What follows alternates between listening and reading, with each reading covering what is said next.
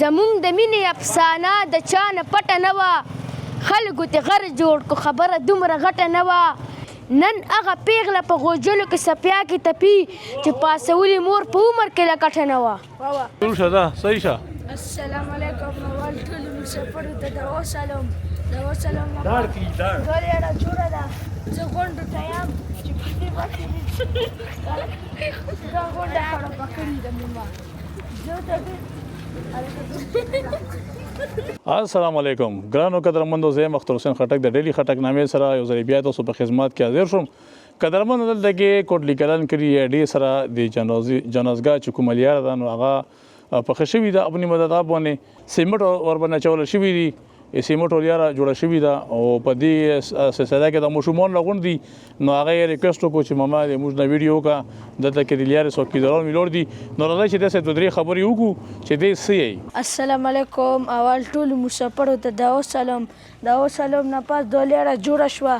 زه ټولو ته یم چې په دې ماړو سه دویا کچا ده چې په خاشي نو به پروسه د دې هغه سر نه چالو شو تر دې سره پورې والسلام السلام علیکم میا ټول مرګري راټول یو د لارې ته ویلوړیو کړه سکیدوري کو چې په دې سکون خيږي او دا ډېر شکر کړي کړه او بس دا شکر کړه موږ لیاره جوړه کړه دا شکر کړه چې موږ لیاره جوړه کړه او والسلام السلام علیکم کلی خلکو دلته کې می ته لیاره جوړه کړه دلته او دې باندې چې د باندې خلک خيږي د ټوله خرابه کا پلیز مهرباني وکړه چې په دې باندې ما خيږي او چې کله په خاشي به پسې راسه زه په کې سو اشعار وایم چې زمونږ د مینې افسانه د چا نه پټه نه وه